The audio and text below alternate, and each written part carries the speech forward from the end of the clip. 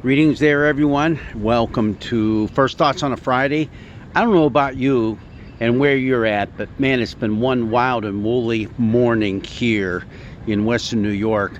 All kind of wind blowing through here and trees coming down. Yeah, that emerald ash borer didn't do us any favors the last couple of years, and now all these ash trees are just falling like crazy every time the wind comes along. So I don't have my Steeler hat on today because the wind kept blowing it off, so I put this on to keep my ears and my top of my head warm. But hey, wild and woolly is what the letter of John, the first letter of John, the elder, which we're looking at during this Easter season, has for us. And what an amazing paragraph that we have for our reading this coming Sunday. But just the first sentence, I love it. Listen to it. See what love the Father has given us, that we should be called children of God. And that is what we are. See what love the Father has given us. Now, there's something interesting. That's the English translation of some Greek words in there. And there's one particular Greek word that really jumps out at you. And this is what it is. It's taken from a word that means of a foreign country. So, of a foreign country, is this love that God has for us? Yeah, it's something that's really beyond our comprehension. It's something we haven't experienced before. It's totally foreign to us, because how in the world can God love us the way He does, especially when we do the things we do, right? And that's what he's getting into in this next part of the letter to the church of people who are having a difficult time with false teachers who've come in and aren't really preaching the gospel. They're not teaching the people to follow the way of Christ. It's something strange and different. And the elder is telling his people, don't listen to them. Don't listen to them, because this is who you are. You are God's children. Now, how did we become God's children? It's because we were adopted into the family. And we have that kind of language going on in the Gospel of John, which bears a lot of similarities to these three letters, first, second, and third letter of John. And think about it. I didn't realize this, but in the Roman world, adoption was quite common. But it's not the kind of adoption that you and I experience in our world, where a mom and a dad, they see a young child who's orphaned, or for whatever reason the parents just aren't in the picture anymore, and they feel sorry for that child and grow to love it and file for adoption and all that.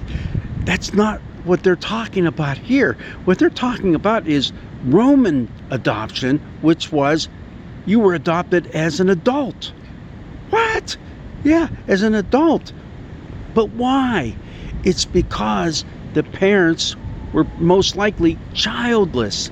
And because they were childless, they have no one to give their inheritance to once they leave this earth. Okay, now you see what's going on. They want someone to carry on their legacy. So what they do is they adopt someone who's willing to be adopted. That's what God has done for us. But here's the deal.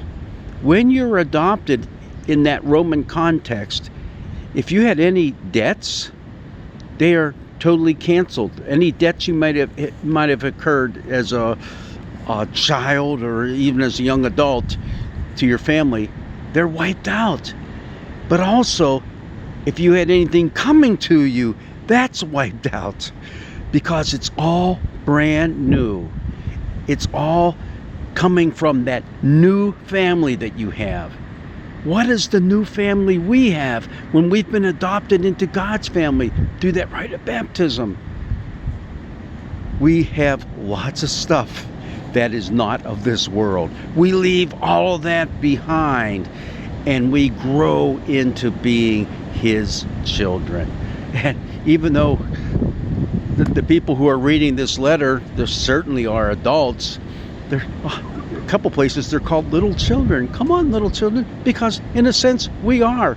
We are still growing into this family called the family of God.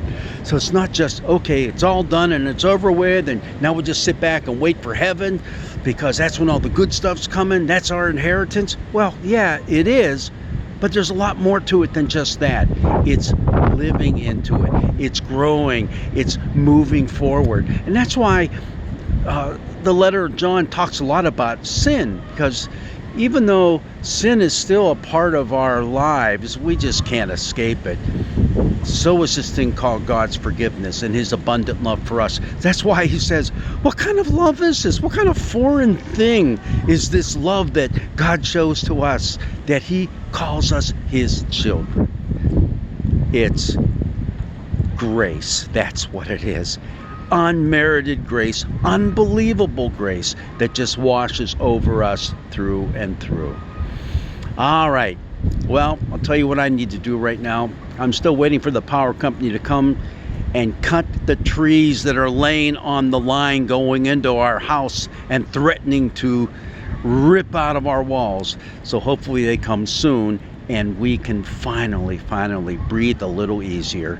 Until then, God's blessings be with you, and hopefully you survive the windstorm.